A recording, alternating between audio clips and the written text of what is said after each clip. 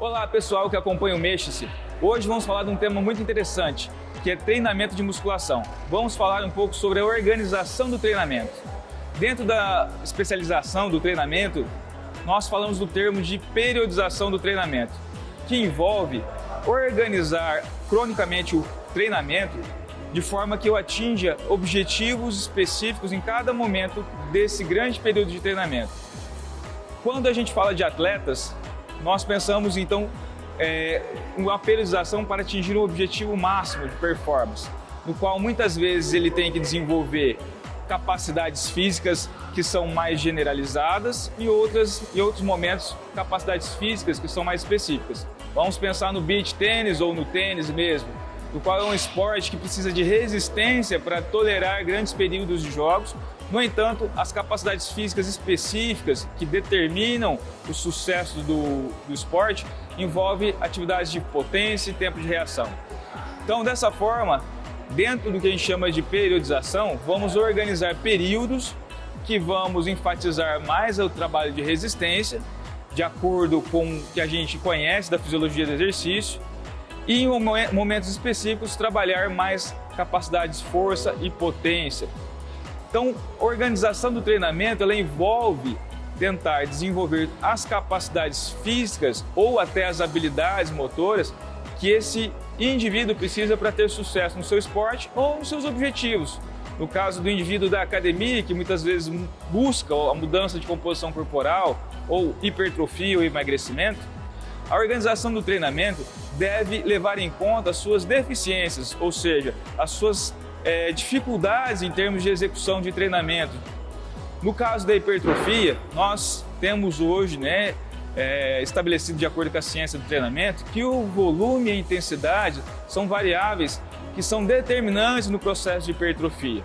No entanto, grande parte dos praticantes acabam enfatizando muito a questão da intensidade, ou seja, pesos elevados durante períodos quase que constantes, e deixando de trabalhar o que a gente chama de resistência, outras capacidades que possam favorecer o trabalho específico para o ganho de massa muscular. Sabendo que o volume e a intensidade são variáveis que são determinantes nesse processo de hipertrofia, nós devemos entender quais capacidades físicas que podem melhorar essas duas variáveis. Ou seja, trabalhos de resistência com pesos relativamente mais moderados e tempos de execução, ou seja, de permanência em contração mais prolongados, e outros períodos que muitos acreditam que sejam mais determinantes no processo de hipertrofia, que é o momento com peso pesado, intensidade alta, que a gente fala que o número de repetição ou tempo de contração mais reduzido. Dessa forma, a alternância desses tipos de estímulo ou de capacidades físicas podem favorecer a manutenção do ganho progressivo desses resultados.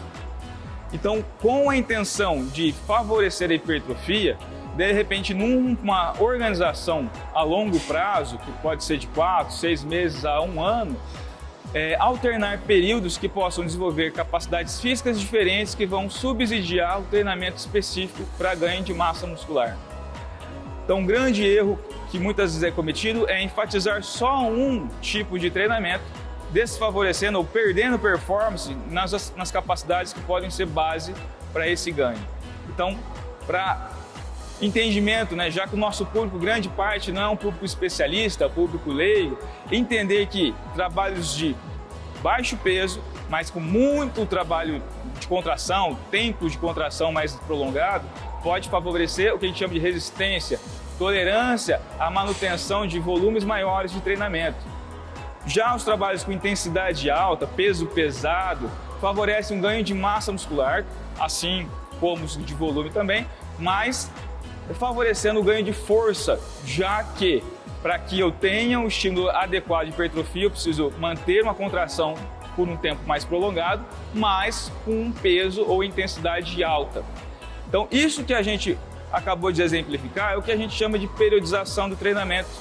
Além do que, envolve outras complexidades, como direcionamento para grupos musculares específicos, necessidade de aprimoramento de habilidades motoras para execução de exercícios mais complexos, Então, o que a gente chama de organização do treinamento da musculação vai além do só progredir a carga, né? Que é um dos princípios básicos do treinamento, progressão de carga, o princípio da sobrecarga progressiva. No entanto, a gente tem outros tantos princípios do treinamento, da ciência do treinamento, que são determinantes para o sucesso no treinamento, com menor risco de lesão e com maior sucesso a um prazo mais curto.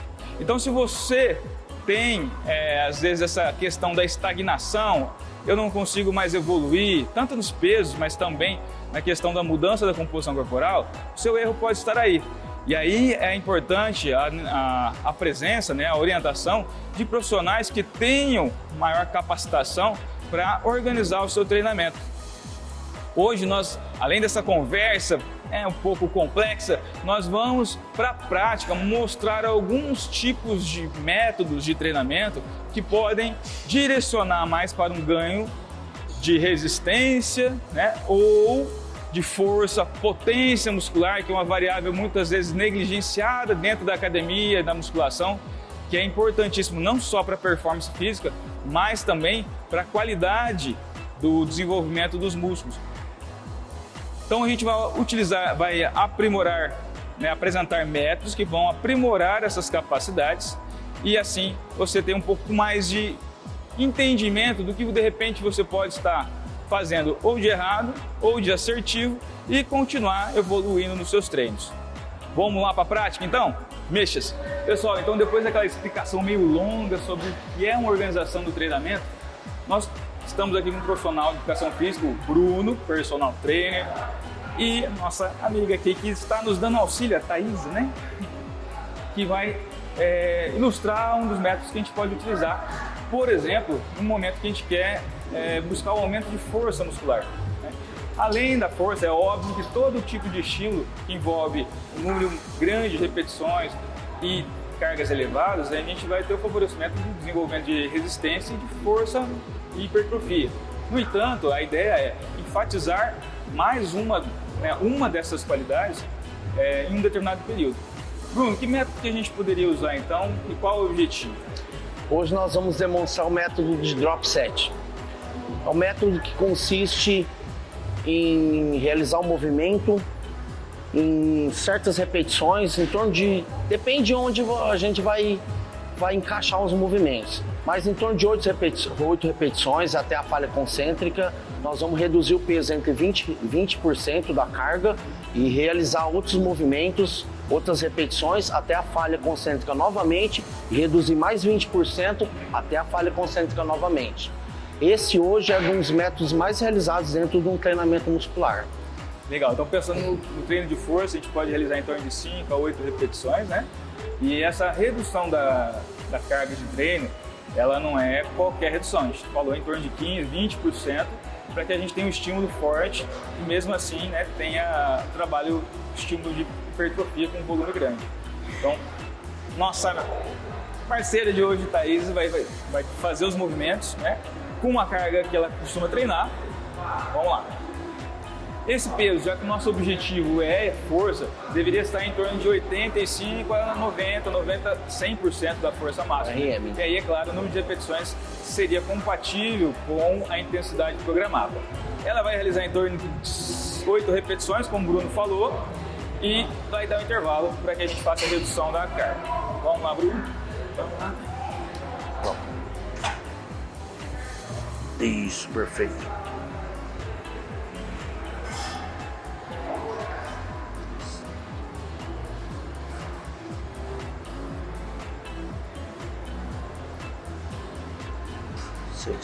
Só dois, força. Mais um. Top. Desceu. Vamos dar uma reduzida no peso.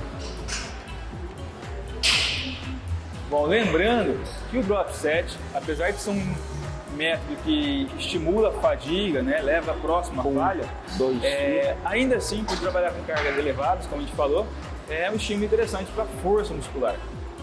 No entanto, lembrando que sempre quando eu almejo desenvolver força máxima, força pura, de novo. é interessante que a gente faça métodos que tem uma característica com intervalos de descanso muito maiores e poucas repetições.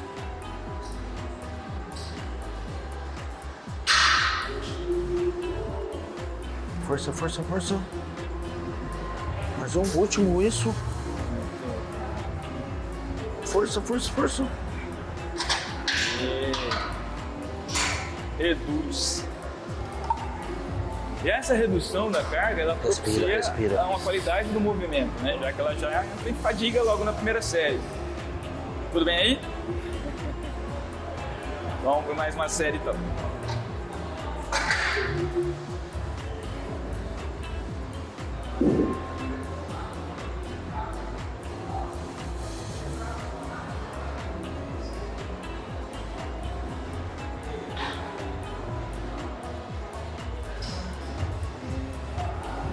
Isso, consegue.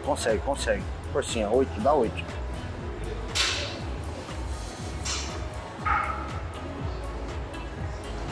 Maravilha. Isso. Último.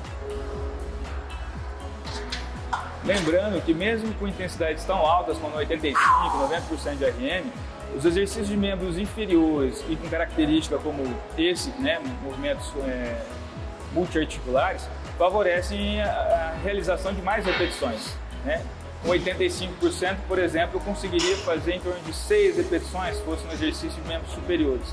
No entanto, exercícios como agachamento, leg press, na literatura a gente vê até valores de 15, 16 repetições sendo realizados com 85% de um RM. O que é importante? É importante a gente pensar qual é a qualidade física que a gente quer desenvolver. Se é força máxima, então a intensidade sempre é a variável mãe na prescrição do treinamento. Brunão, agora vamos pular para o outro extremo. A gente estava falando, né, que o pessoal na academia geralmente faz o quê? A organização do treino é basicamente em cima de progressão de carga, dentro de uma faixa de repetições que julga, né, que é mais favorável para a hipertrofia. No entanto, a variação trabalhos de esforço, de resistência, para que a gente consiga ter um grande desempenho quando a gente for para trabalhos realmente mais estimulantes de hipertrofia, a gente tenha mais sucesso. Então, qual é a alternativa, mesmo dentro do método, que a gente poderia fazer para ganhar mais resistência? Esse é um método, porém, que a gente ganha mais resistência, porque é um método tensional, mas também um método metabólico, tá? Se torna metabólico pelo prolongamento de repetições. Porque se fosse fazer direta, ela já não ia atingir tantas repetições como ela atingiu o que fazendo drop. Então, com esse número de repetições mais elevadas, também tem um aumento significativo de liberação de hormônios, como testosterona e GH. Por esse aumento de repetições, mantendo a intensidade da carga. E isso acho que contribui muito para a evolução do treinamento também.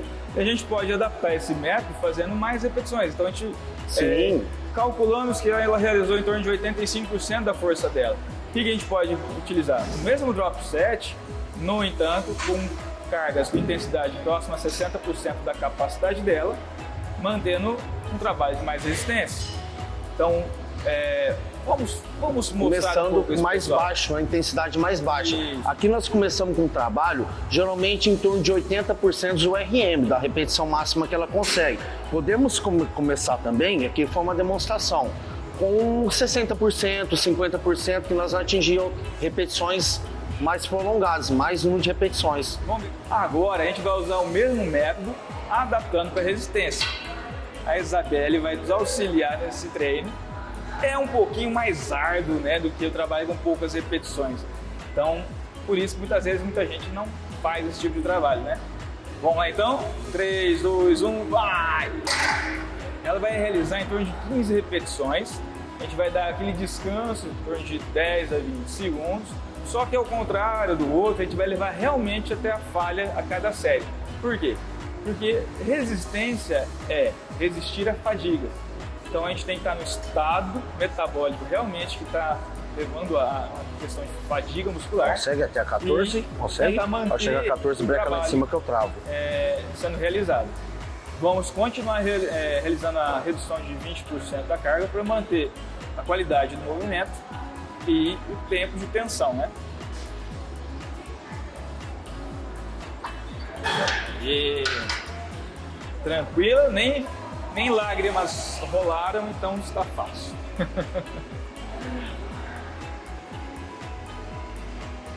20 segundinhos. Prepara, vai. Respira, que agora vai pesar. Quando a gente pensa em resistência muscular, a gente pensa em tempo sob tensão. Então, às vezes, a pessoa faz lá 15, 16 repetições achando que está trabalhando resistência, mas, na verdade, estímulos que ficam abaixo de 30 segundos, né? Seria ótimo, seria em torno de 40, 50 segundos, 1 minuto de permanência de trabalho, não é muito executado, né?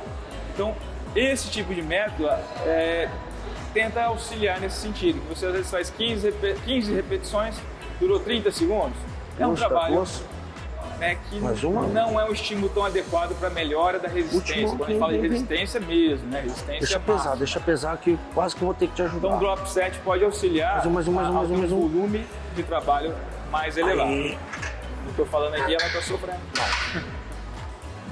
Legal. Então voltando, resistência é resistir à fadiga por períodos prolongados. Períodos prolongados dentro da fisiologia do treinamento de musculação é períodos superiores a 30 segundos. Então, se você vai fazer um trabalho de resistência e você não conseguiu ficar mais que 30 segundos executando o movimento, sua resistência está muito baixa, relacionado, claro, à intensidade que foi programada para você. Então, por isso que a gente periodiza o treinamento. Vai!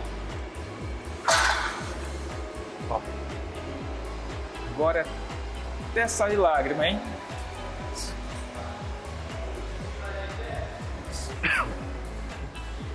É claro que esse tipo de trabalho no qual a gente busca resistência máxima, ela deve ser feita com pessoas já com um pouco mais de experiência do treinamento. Então, logo no início de treinamento, a gente fala que faz o trabalho de resistência, mas ainda assim o trabalho de resistência submáxima, né?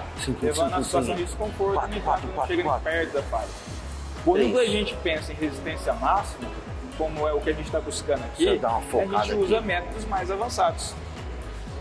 Como ela está quase chegando na falha concêntrica, ó. Esse é o método que a gente tem que tomar um pouco mais de cuidado na segurança do exercício. Mais um.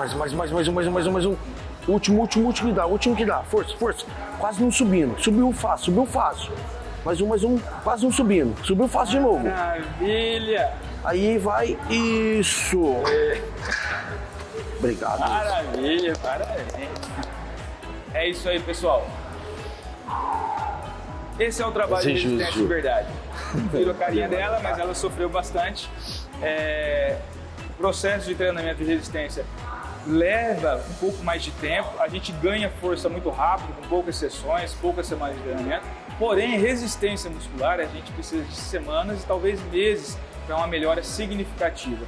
Então pense no seu treinamento baseado no que a gente entende da ciência do treinamento. Procure um profissional de educação física que seja realmente capacitado, que entenda de fisiologia do exercício, para que você consiga programar o seu treino de forma mais adequada possível. E aqui a gente agradece o Brunão mais uma vez pelo Tamo junto. A Isabelle, que ela sofreu demais. Sofreu, né? Mas valeu. A Thaís, que não está aqui, mas ela sofreu um pouquinho também. Tá ali. Então, pessoal, mexa-se.